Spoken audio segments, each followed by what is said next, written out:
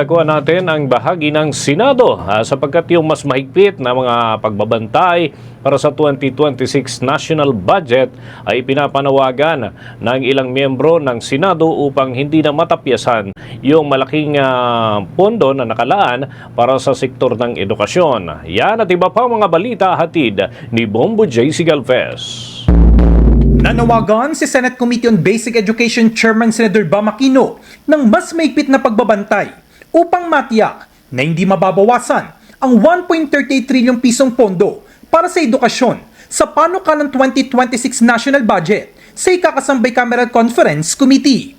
Nakatakdang magtipon sa Disyembre 12 ang mga kinatawan ng Senado at Kamara upang pag-isay ng mga probisyong magkaiba sa kanilang version ng budget.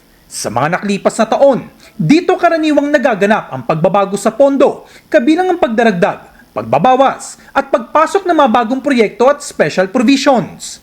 Dahil ila-livestream ang proseso, sinabi ni Aquino na magkakaroon ng pagkakataon ng publiko na masubaybayan ang talakayan at anumang pag-amyenda na maaaring makaapekto sa pinakamalaking education budget sa kasaysayan ng Pilipinas. Binigyan din niya na hindi lamang media at mga opisyal ang dapat magbantay, kundi pati ang taong bayan upang maiwasan ang hindi makatwirang pagbabawas ng pondo o pagdagdag ng mga item na maaaring magamit sa korupsyon. Iginit ng senador na mahalagang manatiling masigasig ang publiko sa pagbabantay hanggang sa malagdaan ng Pangulo ang budget at maging batas. Ayon sa kanya, dapat agad tutulan kung sakaling may tangkang bawasan ng pondo para sa edukasyon dahil ito ay hindi katanggap-tanggap. Ipinunto rin ni Aquino na naglaan ng Senado ng higit 65 billion pesos para sa konstruksyon ng higit kumulang 27,000 hanggang 30,000 na silid-aralan sa 2026. Itinaas din ang pondo para sa school-based feeding program sa 27 billion pesos bilang bahagi ng kanilang pagsusulong ng mas malawak na suporta sa nutrisyon ng mga mag-aaral. Bukod dito, naglaan na rin ng mataas na kapulungan ng 37 billion pesos para naman sa implementasyon ng Republic Act 10931 o Free College Law na inaasang makikinabang ang 5.7 milyong estudyante mula sa state university and colleges, local university and college at mga private higher education institutions. Mayroon ding 30 billion pesos para sa allowances ng 1.5 milyong mahihirap ngunit kwalipikadong mag-aaral, kabilang ang nasa 490,000 benepisyaryo ng 4Ps. Tinukoy ni Aquino na higit 27 bilyong estudyante mula K-12 hanggang kolehiyo ang inasang makatatanggap ng tulong mula sa kabuuang education budget. And I'm hoping na pagkatapos ng BICAM, yun pa rin at hindi mabawasan. Siguro yun po yung panawagan ko sa mga kasama nating nanonood, no? Kung nais natin ng mabuting pamamahala, bantayan natin yung BICAM.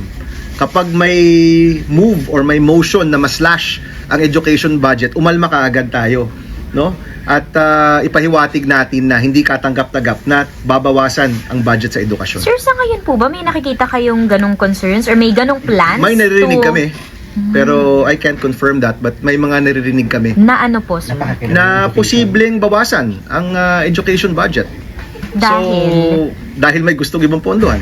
You know, ganoon naman yun eh. Pag may babawasan ka ng isang bagay, tataas mo yung isang bagay, di ba? From the House side, sir.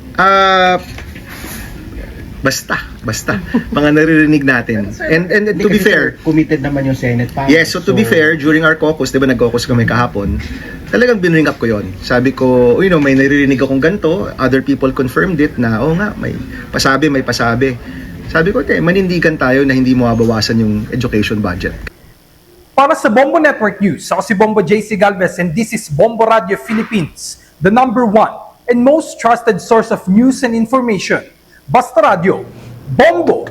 For the most trusted source of news and information, visit our website at www.bomboradio.com. Follow us on Bombo Radio mobile app, Facebook, YouTube, TikTok, and X, formerly Twitter. Like, share, and stay connected. Anytime, anywhere.